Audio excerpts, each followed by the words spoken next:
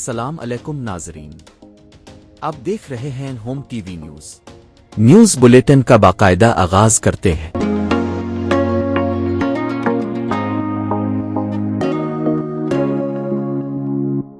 عالمی ثالثی عدالت نے سندھ طاس معاہدے سے متعلق سماعت کا دوسرا مرحلہ مکمل کر لیا۔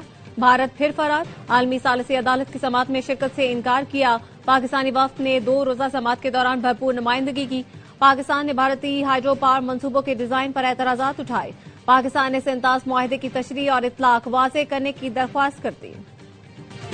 ریاستی اداروں کی ساکھ کو نقصان پہنچانے کے کیس میں وزیر اعلیٰ خیبر پختونخوا سہیل آفریدی کے ناقابل ضمانت وارنٹ جاری، گرفتار کر کے پیش کرنے کا حکم۔ اسلام آباد کی ڈسٹرکٹ اینڈ سیشن کورٹ نے وارنٹ غیر حاضری پر جاری کیے۔ سماعت 21 فروری تک ملتوی۔ بلوچستان کو فتنہ ہندوستان کے خلاف آپریشن میں ہر ممکن تعاون فراہم کریں گے۔ بلوچستان کے عوام اور حکومت کے شانہ بشانہ ہیں۔ وزیر اعلیٰ پنجاب مریم نواز کی وزیر اعلیٰ بلوچستان سرفراز بگٹی کے ساتھ میڈیا سے گفتگو، کہا بلوچستان کے لیے پنجاب کے وسائل اور خدمات میسر ہیں، جس قسم کی بھی مدد کی ضرورت ہوگی پنجاب حاضر ہے۔ دعا ہے بلوچستان جلد امن کا گہوارہ بنے۔ رقمی بینک کو ڈیجیٹل بینکنگ لائسنس کا اجرا پاکستان اور کویت تعلقات کے لیے اہم ہے۔ دونوں ملکوں کے برادرانہ تعلقات دہائیوں پر محیط ہیں۔ ان تعلقات کو سرمایہ کاری، تجارت، معاشی تعاون میں تبدیل کرنا ہے۔ وزیر اعظم شہباز شریف کا رقمی اسلامک بینک کو ڈیجیٹل لائسنس دینے کی تقریب سے خطاب، کہا ترقی اور خوشحالی کے مشترکہ اہداف کو عملی شکل دینے کے لیے پرعزم ہے۔ آریہ میں بین الاقوامی پاکستان آرمی ٹیم اسپرٹ مقابلے کا اختتام، فیلڈ مارشل سید آصف منی کے بطور مہمان خصوصی شرکت۔ پاک فوج کے بنیادی اقدار بالخصوص کردار، جرأت اور قابلیت کو اجاگر کیا۔ دہشت گردی کے خلاف جنگ میں پاکستانی فوجیوں کی قربانیوں کو خراج تحسین پیش کیا، کہا اس نوعیت کی کثیر القومی مشقیں اجتماعی تیاری کو مضبوط بنانے اور بدلتے ہوئے جنگی تقاضوں سے ہم آہنگ ہونے میں اہم کردار ادا کرتی ہیں۔ آئی ایس پی آر کے مطابق مقابلوں میں امریکہ، قطر، سعودی عرب، بحرین، مراکش سمیت 19 ملکوں کی ٹیموں نے حصہ لیا۔ فیلڈ مارشل آصف منی نے national counter terrorism centre Pabbi میں مختلف تربیتی سرگرمیوں کا مشاہدہ کیا۔ وزیر مملکت برائے داخلہ طلال چودھری کا دورہ سعودیہ، سعودی نائب وزیر داخلہ شہزادہ ڈاکٹر عبدالعزیز سے ملاقات۔ پاکستان اور سعودیہ کا سیکیورٹی اور انسداد دہشت گردی کے لیے تعاون بڑھانے پر اتفاق۔ طلال چودھری کہتے ہیں دونوں ملکوں کے درمیان مسلسل رابطہ خطے کے امن و استحکام کے لیے ناگزیر ہے۔ صدر آصف علی زرداری سے ازبکستان کے سفیر کی ملاقات، صدر ازبکستان کا خط پیش کیا۔ صدر آصف علی زرداری کا کہنا تھا ازبک صدر کا حالیہ دورہ پاکستان تاریخی اور نتیجہ خیز تھا۔ پاکستان ازبکستان کے ساتھ برادرانہ تعلقات کو بڑی اہمیت دیتا ہے۔ ازبک صدر نے خط میں صدر آصف علی زرداری کو ازبکستان کے دورے کی دعوت کا اعادہ کیا۔ صدر آصف علی زرداری رواں سال کے اختتام پر ازبکستان کا دورہ کریں گے۔ بیرسٹر سلمان صفدر بطور فرینڈ آف دی کورٹ بانی پی ٹی آئی سے ملاقات کے لیے اڈیالہ جیل پہنچ گئے۔ چیف جسٹس یحییٰ آفریدی نے ریمارکس میں کہا تھا سلمان صفدر بانی پی ٹی آئی کو دستیاب سہولتوں سے متعلق تحریری رپورٹ دیں، تفصیل سے بتایا جائے وہ کس حال میں ہے۔ کل رپورٹ دیکھ کر جمعرات کو سماعت کریں گے۔ سپریم کورٹ نے سپرنٹینڈنٹ جیل سے بھی بانی پی ٹی آئی کی حالت سے متعلق رپورٹ طلب کر لی۔ توشہ خانہ فوجداری کیس میں ٹرائل کے خلاف درخواستوں پر سماعت ملتوی۔ 26 نومبر احتجاج کیس میں علیمہ خانم کے ناقابل ضمانت وارنٹ گرفتاری جاری۔ راولپنڈی کی انسداد دہشت گردی عدالت نے کہا ملزمہ کی غیر حاضری کا کوئی جواز نہیں اور نہ استثناء ہے۔ عدالت نے این سی سی آئی اے کے اسسٹنٹ ڈائریکٹر کو گواہان میں شامل کرنے کی درخواست منظور کر لی۔ سماعت کل تک ملتوی۔ وزیر اعلیٰ خیبر پختونخوا سہیل آفریدی کی زیر صدارت ایپیکس کمیٹی کے فیصلوں پر جائزہ اجلاس، کور کمانڈر پشاور اور اعلیٰ فوجی حکام بھی شریک ہوئے۔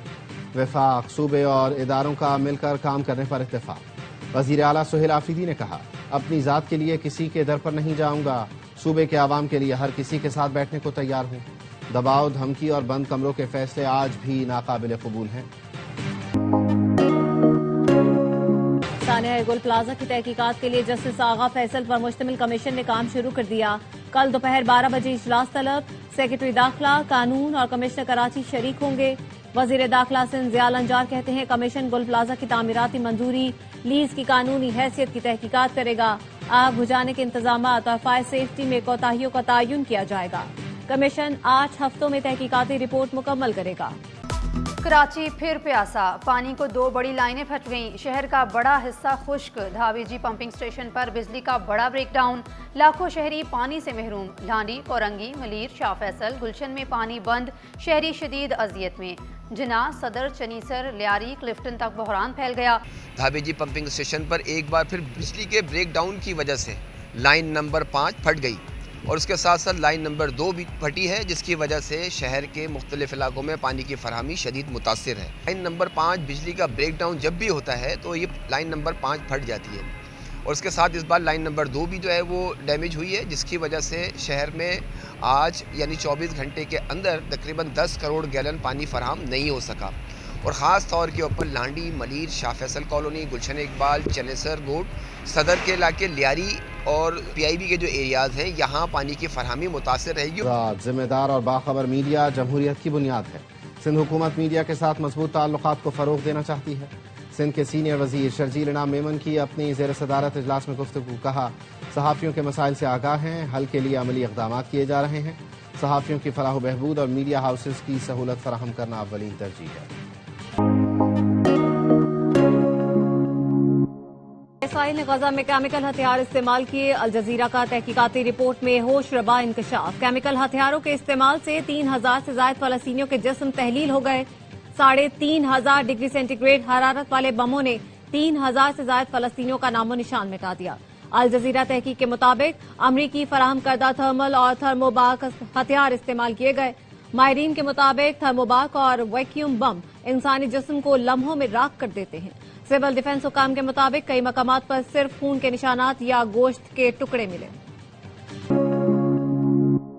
نائب وزیر اعظم اسحاق ڈار سے وزیر سرمایہ کاری انڈونیشیا کی ملاقات، ترجمان دفتر خارجہ کے مطابق وزارت خزانہ، SIFC اور BOI نے سرمایہ کاری ماحول پر بریفنگ کی۔ پاکستان میں بدعنوانی کے تاثر میں کمی، ٹرانسپیرنسی انٹرنیشنل نے کرپشن پرسپشن انڈیکس جاری کر دیا۔ پاکستان 1 درجہ بہتری کے ساتھ 136ویں نمبر پر آ گیا۔ 2025 میں بھی گڈ گورننس اور ادارہ جاتی اصلاحات سے اسکور میں اضافے کا رجحان برقرار رہا۔ انتظامی بدعنوانی اور عدالتی کرپشن سمیت اہم اشاریوں میں 5 پوائنٹس تک بہتری آئی۔ ٹرانسپیرنسی انٹرنیشنل کے مطابق 4 سال کے دوران پاکستان کی پوزیشن میں 4 درجے بہتری آئی۔ مقامی اور بین الاقوامی مارکیٹوں میں سونے کی قیمت میں مزید اضافہ، پاکستان میں فی تولہ سونا 1500 روپے مہنگا ہو کر 5,26,262 روپے کا ہو گیا۔ عالمی مارکیٹ میں فی اونس سونا $15 اضافے سے $5,035 کا ہو گیا۔ فی تولہ چاندی کی قیمت 8,615 روپے پر برقرار۔ ایک سیڑھی پار، اگلا ہدف امریکہ کا شکار، T20 ورلڈ کپ میں پاکستان آج امریکہ سے ٹکرائے گا۔ 2 سال پہلے ہوئے اپ سیٹ کا بدلہ چکانے کا موقع آ گیا۔ بابر اعظم کی جگہ ٹیم میں فخر زمان کی شمولیت کا امکان، قومی ٹیم میگا ایونٹ میں اپنے دوسرے میچ میں بھی کامیابی کے لیے پرعزم۔ نیدرلینڈز نے نمیبیا کو 7 وکٹوں سے ہرا دیا۔ نیدرلینڈز نے 157 رنز کا ہدف 8 وکٹوں پر پورا کر لیا۔ بھارت سے میچ کے بائیکاٹ کا مقصد بنگلہ دیش سے ہونے والی ناانصافی کو اجاگر کرنا تھا۔ تسلیم کیا گیا بنگلہ دیش کے ساتھ زیادتی ہوئی، چیئرمین PCB محسن نقوی کی پشاور میں میڈیا سے گفتگو، کہا PSL سے متعلق پشاور کو آج خوشخبری دی، KP میں بہت زیادہ ٹیلنٹ ہے۔ محسن نقوی نے مزید کہا ایپیکس کمیٹی میٹنگ کے بعد فالو اپ میٹنگ ہوئی ہے، CTD نے اسلام آباد واقعے سے متعلق پیش رفت کی ہے، ہم سب مل کر دہشت گردی کو شکست دیں گے۔ مزید خبروں کے لیے دیکھتے رہیے ہوم TV نیوز۔